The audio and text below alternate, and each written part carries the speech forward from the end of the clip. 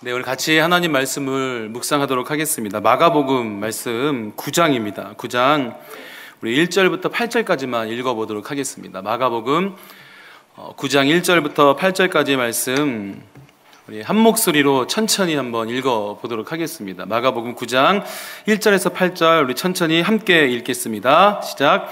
또 그들에게 이르시되 내가 진실로 너희에게 이르노니 여기 서 있는 사람 중에는 죽기 전에 하나님의 나라가 권능으로 임하는 것을 볼 자들도 있느니라 하시니라. 엿새 후에 예수께서 베드로와 야고보와 요한을 데리시고 따로 높은 산에 올라가셨더니 그들 앞에서 변형되사 그 옷이 광채가 나며 세상에서 빨래하는 자가 그렇게 희게 할 수 없을 만큼 매우 희어졌더라. 이에 엘리야가 모세와 함께 그들에게 나타나 예수와 더불어 말하거늘 베드로가 예수께 고하되 랍비여 우리가 여기 있는 것이 좋사오니 우리가 초막 셋을 짓되 하나는 주를 위하여 하나는 모세를 위하여 하나는 엘리야를 위하여 하사이다 하니 이는 그들이 몹시 무서워하므로 무슨 말을 할지 알지 못함이더라. 마침 구름이 와서 그들을 덮으며 구름 속에서 소리가 나되 이는 내 사랑하는 아들이니 너희는 그의 말을 들으라 하는지라. 문득 둘러 보니 아무도 보이지 아니하고 오직 예수와 자기들 뿐이었더라. 모든 사람들은 은혜를 받고 싶어 합니다. 은혜에 모든 사람들이 목마르다는 거죠. 한 사람도 저는 은혜 받고 싶지 않습니다 라고 말하는 그리스도인들은 없습니다. 그리고 보편적인 은혜를 바라는 게 아니라 뭔가 우리는 특별한 은혜를 받고 싶어 한다는 거죠. 뭔가 나에게만 주어지는 감격과 기쁨이 충만해서 어찌할 바 모를 정도로 하나님의 특별한 은혜가 오늘 지금 내 삶에 이렇게 임하면 좋겠다라는 그런 생각을 우리는 늘 하면서 살아간다는 겁니다. 그래서 그런지 우리는 이미 우리에게 임한 특별한 하나님의 은혜를 잘 못 누리면서 살아갈 때가 많다는 거예요. 어제 나에게 임했던 나한테 있었던 특별한 하나님의 은혜가 분명히 있었는데 그 특별했던 은혜가 오늘도 계속 이어지고 있는 것에 대해서 우리는 어제와 같은 감격과 기쁨을, 감사를 누리지 못할 때가 참 많다는 겁니다. 익숙해지는 거죠. 금방 어제 나에게 특별한 은혜가 있었고 오늘도 변함없이 그 은혜가 있지만 어제 받았던, 어제 누렸던 그 감격이 익숙해져 버리는 게 우리들의 삶인 것 같습니다. 저는 저와 여러분에게 주어진 오늘이라는 삶이 우리에게 정말 특별한 은혜의 시간이라는 것을 꼭 깨달았으면 좋겠습니다. 오늘은 어디에서 일어난 사건을 기록하고 있냐면 변화산에서 일어난 사건입니다. 우리 함께 그 말씀을 묵상하고 싶은데 사실 우리가 변화산이라고 이렇게 부르지만 산의 이름이 변화산은 아닙니다. 2절을 보면 엿새 후에 예수께서 베드로와 야고보와 요한을 데리시고 따로 높은 산에 올라가셨더니 그들 앞에서 변형되사 그냥 예수님께서 이 산에서 변화하셨기 때문에 이곳을 변화산이다 그렇게 불리게 된 거죠. 성경은 그냥 그 산을 높은 산이다 그렇게 기록하고 있어요.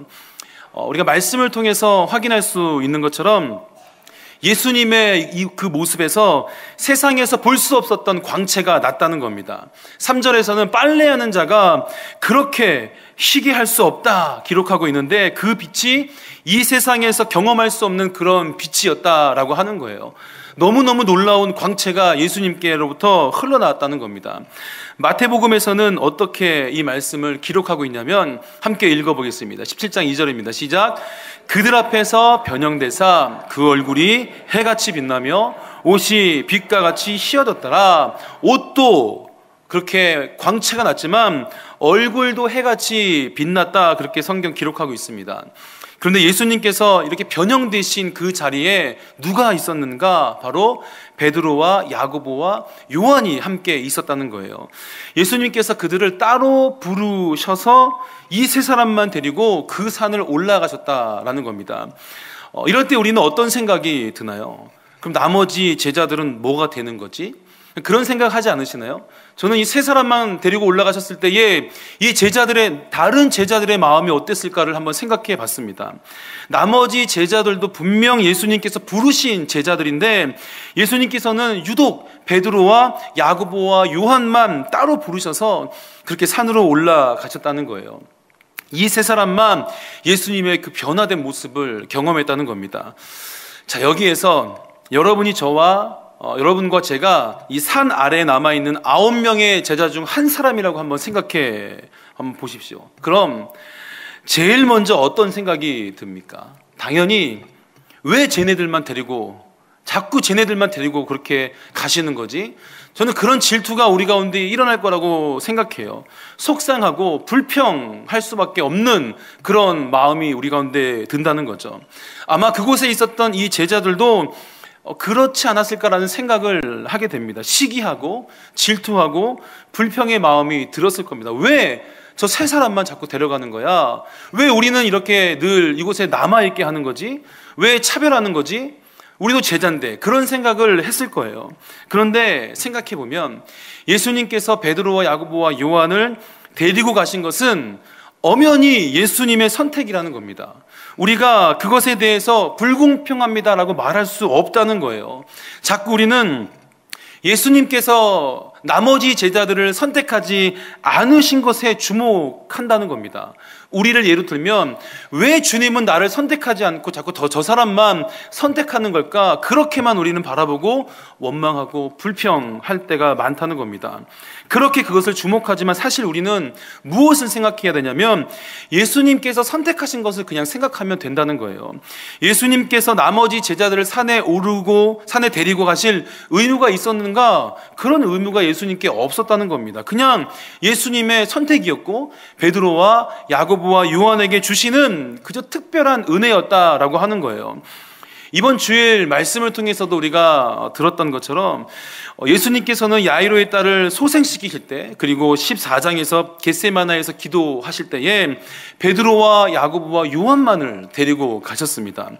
그것은 그들에게 주어진 특별한 은혜였다는 거예요. 특별한 선택이었습니다. 게다가 2절을 보면 따로 가셨다, 그렇게 기록하고 있어요. 이 말은 예수님께서 이 3명의 제자 이외의 제자들과는 단절하신 상태로 오르셨다라고 하는 겁니다.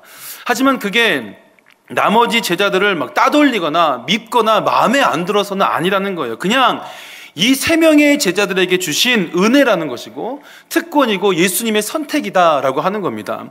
분명 이 선택받은 3명의 제자들은 기분이 좋았을 겁니다. 감격했을 거예요. 왜냐하면 특별한 선택을 받았기 때문에 기분이 좋았을 겁니다. 그런데 그 특별한 은혜와 특별한 부르심은 이 모든 사건을 이제 소개하고 증언해야 되는 막중한 책임과 의무를 동시에 짊어지게 된 것과 같다는 거예요. 왜냐하면 아무도 보지 못했기 때문이라는 거죠. 사실 우리가 구원의 백성이 된 건 오늘 말씀에 등장하고 있는 이 3명의 제자들의 모습과 같다라고 저는 생각합니다. 분명히 우리는 하나님의 특별한 은혜를 입은 사람이라는 거예요. 하나님의 전적인 선택에 의해서 우리는 구원의 은혜를 경험하게 된 겁니다. 우리는 은혜를 그렇게 받았어요.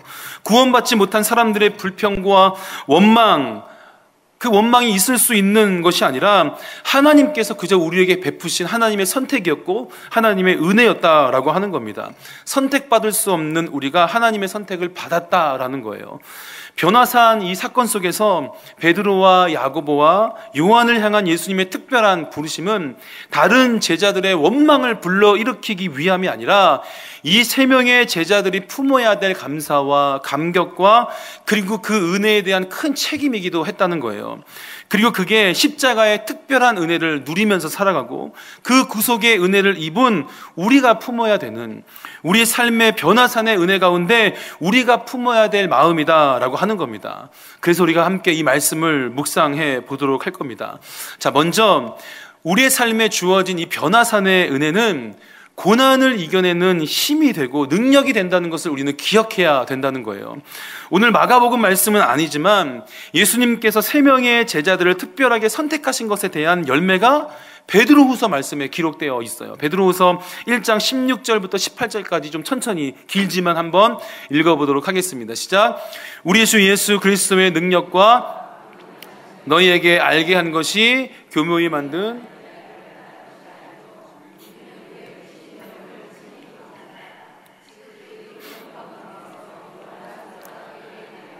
이는 내 사랑하는 아들이요 내 기뻐하는 자라 하실 때에 그가 하나님 아버지께 존귀와 영광을 받으셨느니라.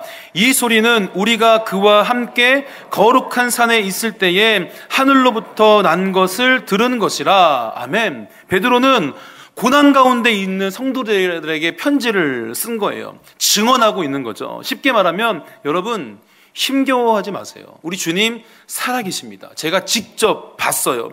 예수님께서 변화되시고 나서 하늘에서 하나님의 음성을 제가 분명히 들었습니다. 그 경험이 제가 지금 고난 가운데 위로가 되고 소망이 되고 능력이 되고 있다는 거예요. 저는 봤어요. 저는 들었어요. 분명히 봤습니다. 그러니까 여러분 힘내세요.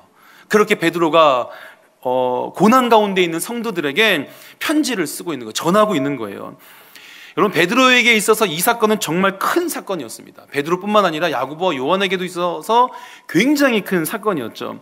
지금 당장은 어땠는지 모르겠지만 훗날 정말 큰 위로가 되고 힘이 되는 사건이었다라고 하는 거예요.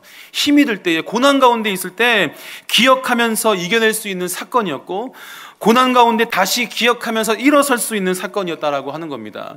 예수님은 변화산에서의 특별한 은혜를 통해서 훗날 그들이 경험하게 될 고난과 어려움을 극복하게 했다라고 하는 거예요. 우리 삶에 주어진 변화산에서의 은혜를 기억하면서 오늘 내가 힘들 때, 그때 내가 하나님의 음성을 들었었지. 하나님은 살아계시지.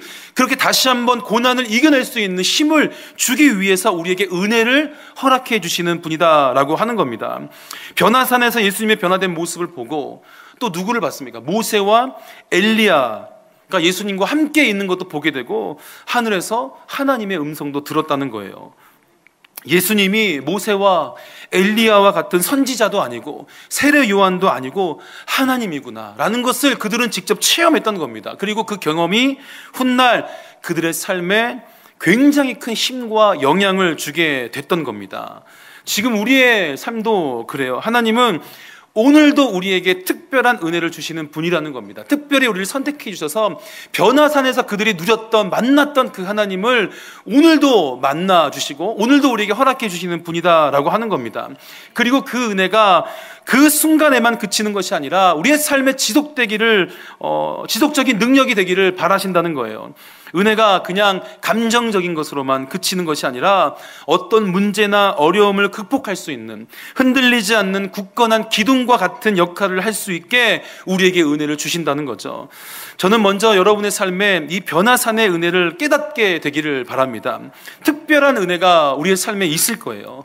오늘 힘든 상황이 찾아오기도 하지만 힘을 낼 수 있는 특별한 은혜의 흔적들이 우리의 지난 세월을 돌아보면 참 많이 있다는 것을 우리는 발견하게 됩니다. 그 은혜가 지금 흔들리지 않게 우리를 붙들어주는 힘이 될 때가 참 많다는 거죠. 우리의 삶에 분명한 변화산의 은혜가, 그 특별한 은혜가 있기 때문에 우리는 오늘 힘겨워도 하나님이 살아계시다, 하나님이 나와 함께 하시다, 오늘 내가 그 하나님을 느끼지 못해도 이전에 분명 하나님께서 나에게 특별한 은혜를 주셨고 변화산의 은혜를 나에게 부어주셨기 때문에 우리는 오늘의 아무것도 느껴지지 않는다 해도 오늘 우리는 하나님이 함께 하시고 나를 사랑하시는 분이라고 고백하고 이겨낼 힘을 얻게 된다라고 하는 겁니다. 할렐루야. 마치 말씀을 이렇게 준비하면서 길갈에 세운 12돌이 생각이 났어요. 그것을 기억하면서 그들이 힘을 냈던 것처럼 하나님은 오늘 내게 주시는 이 은혜는 내일 나에게 찾아올지 모르는 그 힘겨운 시간을 이겨낼 수 있는 힘이 되겠구나, 능력이 되겠구나. 우리는 그것을 계속 기억하면서 살아가야 된다라고 하는 겁니다. 가만히 생각해 보세요. 그러면 분명히 하나님께서 우리에게 특별하게 주시는 은혜가 있습니다. 기억하고 생각할 때에 오늘의 힘든 날을 붙들어 주시는 그 하나님의 은혜의 흔적이 우리 모두에게 있다는 거예요. 그 은혜의 능력으로 고난을 넘어설 수 있기를 바랍니다. 그 은혜의 힘으로 흔들리는 오늘의 삶이 굳건하게 설 수 있기를, 서게 되기를 주님의 이름으로 축복합니다. 우리 삶의 변화산에서 주시는 특별한 은혜 속에서 우리가 어떻게 해야 되는가? 첫 번째는 그 은혜가 앞으로 내게 주어지는 많은 고난과 어려움 속에서 우리를 붙들어주는 힘이 되고 능력이라는 것을 기억해야 됩니다. 그리고 두 번째, 그 은혜를 우리의 삶에 담아서 세상으로 나아갈 수 있어야 된다라는 거예요. 우리 5절을 다시 한번 읽어보도록 하겠습니다. 5절입니다. 시작. 베드로가 예수께 고하되 랍비여, 우리가 여기 있는 것이 좋사오니 우리가 초막 셋을 짓되 하나는 주를 위하여 모세를 위하여 하나는 엘리야를 위하여 하사이다 하니, 엘리야와 모세는 유대인들에게 있어서 굉장히 중요한 인물들이었습니다. 엘리야는 죽음을 보지 않고 죽지 않고 이렇게 하늘로 승천한 사람이고, 유대인들이 분명 다시 올 거라고 그렇게 기대하고 소망했던 선지자였어요. 모세는 비록 죽긴 했지만 유대인들에게 있어서 모세는 하늘로 그냥 산채로 올라갔다, 그렇게 믿을 만큼 유대인들에게 있어서 최고의 지도자였습니다. 그리고 중요한 것은 이 두 사람은 율법, 그들이 굉장히 중요하게 생각했던 율법과 선지자로 대표되고 있는 사람들이었다는 거예요. 그런데 이 상황은 예수님께서 구약 성경을 폐했다라고 생각하고 있었던 이 유대인들의 주장에 대해서 예수님께서는 결코 구약 성경을 폐하지 않았다는 사실을 입증할 수 있는 장면이었다라는 거죠. 예수님께서 율법과 선지자들이 예언했던 메시아이자 그 예언들을 성취하실 분이라는 것을 증명해주고 있는 장면이라는 거예요. 당연히 베드로와 야고보와 요한, 어떤 마음이 들겠습니까? 막 흥분했겠죠. 그래, 우리가 생각하는 메시아가 맞아, 이런 생각이 그들에게 있지 않았겠습니까? 예수님의 변화된 모습도 보고 그 당시 어느 누구도 볼 수 없었던 엘리야와 모세까지 그들은 보게 됐다는 거예요. 너무 보고 싶었던, 아마 가장 보고 싶은 사람을 꼽아보세요라고 했으면 아마 거기 있는 제자들은 엘리야와 모세가 보고 싶어요, 그렇게 말할 만큼 그들에게 굉장히 중요한 인물이었습니다. 지금 제자들의 입장에서는 세상에 이보다 더 크고 특별한 은혜가, 감격이 없다라고 말할 수 있을 만큼이었어요. 그토록 바라던 것이 이루어지는 순간이구나, 그런 생각을 아마 그들은 했을 겁니다. 그런데 5절에서 베드로가 뭐라고 얘기하고 있냐면, 우리가 여기에 있는 것이 좋습니다, 그렇게 얘기하는 거예요. 여기가 좋다는 거예요. 지금이 좋아요 라고 말하고 있는 겁니다. 왜 좋을까요? 우리가 초막셋을 짓되 하나는 주를 위하여 하나는 모세를 위하여 하나는 엘리야를 위하여 하사이다 하니, 저는 여기에 계속 있고 싶어요. 왜냐하면 너무 좋거든요. 주님, 그냥 여기에만 살고 싶어요. 왜냐하면 너무 좋거든요. 그렇게 얘기하고 있는 거예요. 제가 종종 가족과 여행을 가면 꼭 집으로 돌아오는 마지막 날이 되면 아이들은 언제나 집에 가지 않겠다고 떼를 씁니다. 왜? 너무너무 여기가 좋으니까 안 가겠다는 거예요. 그럼 넌 남아있어라, 아빠는 갈게, 이렇게 얘기하면 또 간다고 하죠. 저도 사실 돌아오고 싶지 않을 때가 참 많이 있습니다. 아우니치 성교 가면 마지막 날이 되면 좀 더 있고 싶은데, 이런 생각이 늘 드는 것 같아요. 왜냐하면 너무 좋으니까요. 그 시간이 너무 은혜롭고 편안하고 때로는 행복하기도 하니까 그냥 가고 싶지 않은 거예요. 떠나고 싶지 않은 거예요. 그런데 우리는 은혜 받는 자리에만 머물러 있을 수는 없다라고 하는 겁니다. 그리고 머물러 있어서도 안 된다는 거예요. 왜냐하면 하나님의 영광을 경험하는 자리, 이 은혜의 자리, 이 세상에 어떤 것과도 바꿀 수 없는 은혜는 당연히 우리가 경험해야 되는 것은 맞지만 누리기만 하는 것이 아니라 흘려보내야 되는 것이기 때문이라는 거죠. 성경은 그리스도인을 향해서 뭐라고 기록하고 있냐면 세상의 소금과 빛이다, 그렇게 기록하고 있어요. 소금과 빛의 역할을 감당하기 위해서는 높은 산에 있어서는 안 된다는 겁니다. 소금이 필요한 곳으로, 어두운 곳에 빛을 비춰야 하는 곳으로 내려와야 된다라는 거죠. 산 위에서 넘치도록 받은 은혜가 있다면 이제는 반드시 내려와야 된다는 겁니다.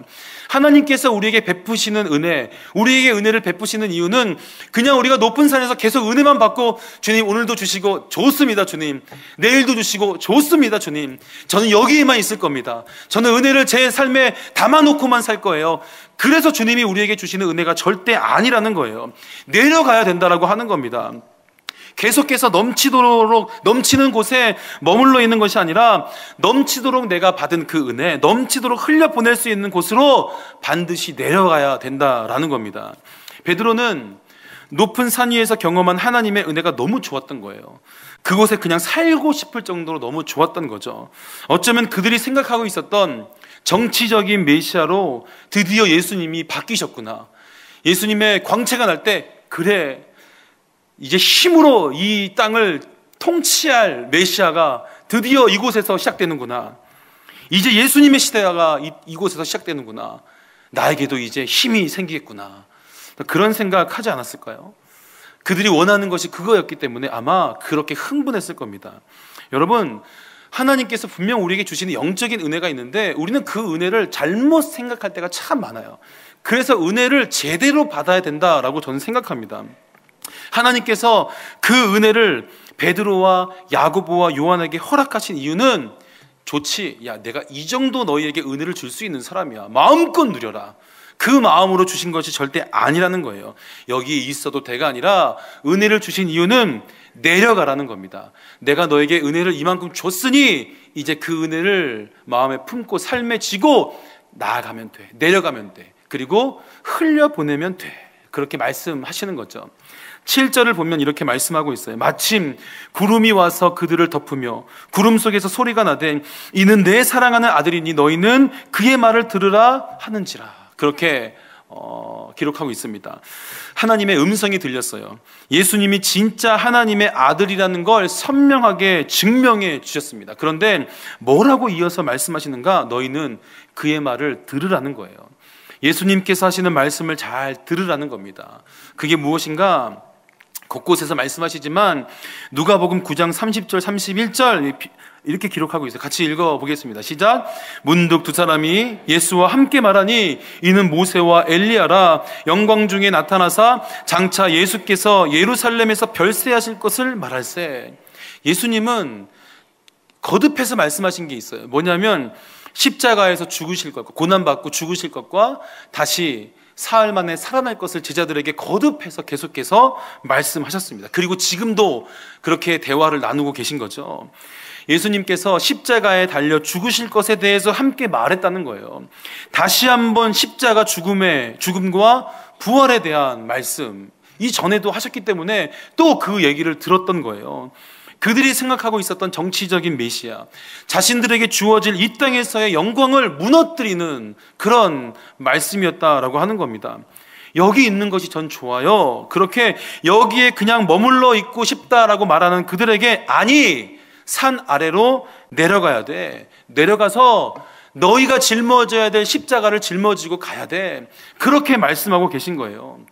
여러분, 소금이 맛을 내기 위해서는 녹아야 되는 것처럼, 우리 촛불이 빛을 발하기 위해서는 자신을 태워야 되는 것처럼 세상의 소금과 빛으로 나아가야 된다라고 하는 겁니다. 우리에게 주신 그 은혜를 태워서, 내 삶을 태워서 비추고 그렇게 썩은 세상을 그렇게 정결하게 할 수 있는 그런 도구가 되어야 된다라고 하는 거죠. 이것이 우리의 삶의 변화산에서 주시는 특별한 은혜를 경험한 그리스도인들이 결단해야 되는 마음이라는 거예요. 하나님께서 특별한 은혜를 주시는 이유는 그 은혜를 마음껏 누려라, 그리고 그 안에서 그냥 머물러 있어야가 아니라 우리에게 더 큰 책임감을 이렇게 부여해 주시는 거죠. 사실은 은혜를 받으면 받을수록 우리는 굉장히 무거운 마음을 이렇게 품어야 된다라고 하는 겁니다. 그 은혜만 먹고 누리는 것이 아니라 산 아래로 내려가서 그 은혜를 전하고 흘려보내는 삶이 되어야 된다라고 하는 겁니다. 여러분, 계속 은혜만 받으려고 하지 마시고 그 은혜가 흘러가는 삶의 자리로 내려갈 수 있는 삶이 되었으면 좋겠습니다. 은혜는 우리 안에 꼭꼭 담아두기만 하는 것이 아니라 반드시 나누고 흘려보내야 된다는 거예요. 그래서 여러분, 꼭 은혜 받으시기를 바랍니다. 그리고 그 은혜를 꼭, 그 감격과 감사가 넘치는 그 특별한 은혜를 꼭 흘려보낼 수 있는 삶이 되기를 주님의 이름으로 축복합니다. 변화산에서의 은혜가 여러분을 통해서 세상으로 넘치도록 흘러갈 수 있었으면 좋겠습니다. 우리의 삶의 변화산에서 주어지는 특별한 은혜 속에서 우리가 어떻게 해야 되는가? 첫 번째는 그 은혜가 앞으로 주어지는 많은 고난과 어려움 속에서 우리를 붙들어주는 힘이 되고 능력이라는 것을 우리는 기억하고 있어야 됩니다. 아, 오늘 내게 은혜 주시는 건 나에게 힘을 주시는 거구나. 내가 이겨낼 수 있는 능력을 우리 하나님께서 주시는 거구나. 그리고 두 번째는 그 은혜는 우리에게 흘려보내야 될 복음의 책임감이고 나누어야 할 사랑이다라고 하는 겁니다. 넘치도록 흘려보내야 되기 때문에 우리에게 하나님께서 부어주시는 은혜입니다. 그런데 이쯤에서 우리는 이런 질문을 한번 던져볼 수 있을 것 같아요. 어떻게 특별한 변화산의 은혜를 우리가 경험하면서 살아갈 수 있을까? 그런 생각을 합니다. 우리 너무나 은혜 받고 싶죠. 변화산에서의 그 놀라운 은혜를 너무 받고 싶은 게 우리의 마음이라고 저는 생각해요. 나는 변화산에서의 특별한 은혜를 경험하지 못하면서 살아가고 있는데 어떻게 경험할 수 있겠습니까? 우리가 할 수 있는 것은 한 가지밖에 없습니다. 먼저 은혜는 하나님께서 우리를 선택해 주셔서 부어 주시는 거지, 우리가 뭘 해서 뭔가를 대가로 받는 것은 아니라는 거예요. 그냥 은혜는 정말 전적인 하나님의 선택이고 하나님의 은혜이다라고 하는 겁니다. 우리의 어떤 행위와 노력으로 주어지는 것이 아니라 하나님의 정말 특별한 선물이라는 겁니다. 그럼 우리는 뭐 선물이니까 아무것도 하지 않고 가만히 있으면 되는가? 그건 또 아니겠죠. 잠언 말씀을 보면 이렇게 기록하고 있어요. 8장 17절을 보면 함께 읽겠습니다. 시작. 나를 사랑하는 자들이 나의 사랑을 입으며 나를 간절히 찾는 자가 나를 만날 것이니라. 아멘. 하나님의 사랑을 입는 것, 하나님의 특별한 은혜를 경험하게 되는 것에 우리의 태도와 우리의 모습이 또 필요하다는 거예요. 그게 뭐냐면 하나님을 사랑하는 거예요. 그리고 하나님을 간절히 찾는 겁니다. 오늘 말씀 2절과 병행복문인 누가복음 9장 말씀 보면 28절 29절을 보면 이렇게 기록하고 있어요. 같이 한번 더 읽어볼게요. 시작. 이 말씀을 하신 후 8일쯤 되어 예수께서 베드로와 요한과 야고보를 데리고 기도하시러 산에 올라가사 기도하실 때에 용모가 변화되고 그 옷이 휘어져 광채가 나더라. 아멘. 예수님께서는 산에 올라가셔서 변형되셨다. 오늘 말씀 이렇게 기록하고 있는데 병행본문에서는 거기 올라가셔서 예수님께서 뭘 하셨는가에 대해서 구체적으로 말씀하고 있어요. 무엇을 하셨는가? 기도하시러 올라가셨고, 언제 용모가 변화되고 그 옷이 휘어져 광채가 났는가? 기도하실 때라고 누가복음은 말씀하고 있어요. 그렇다고 막 기도하셨기 때문에 예수님의 용모가 변하고 옷이 휘어진 것은 아닙니다. 하지만 예수님의 용모가 변하고 그렇게 옷이 휘어져서 광채가 났을 때에 예수님은 무엇을 하고 계셨을까? 우리는 좀 주목할 필요가 있다라고 하는 거예요. 그것 때문은 아니지만 예수님이 변화되셨을 때 뭐 하고 계셨는가? 기도하고 계셨다라고 하는 겁니다. 아, 하나님의 은혜, 우리가 바라는 이 변화산에서의 특별한 은혜, 우리에게 주어지는 하늘의 은혜는 분명히 영적인 은혜입니다. 우리는 그런데 우리 일상의 은혜를 막 바래요. 부자 되고 싶어요. 이런 것을 막 은혜라고 생각하고 그런 것만 구할 때가 있지만 사실 우리는 영적인 은혜를 구해야 됩니다. 주님을 만나고 싶습니다. 내가 주님을 간절히 구합니다. 주님, 영적인 변화가 내 삶에 있게 해주세요. 우리는 그렇게 간절히 기도할 수 있어야 된다라고 하는 겁니다. 왜냐하면 변화는 영적인 것이기 때문이에요. 물론 일상의 삶에서도 하나님은 넘치도록 특별한 은혜를 우리에게 부어주실 수 있는 분이시고 부어주시는 분입니다. 하지만 하나님의 특별한 은혜, 영적인 은혜를 우리가 갈망한다면 우리는 반드시 영적인 자리를 지킬 수 있어야 된다라고 하는 거예요.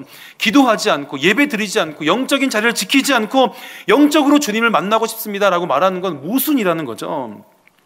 예수님은 기도의 자리를 통해서 십자가에 대한 두려움을 이기셨습니다.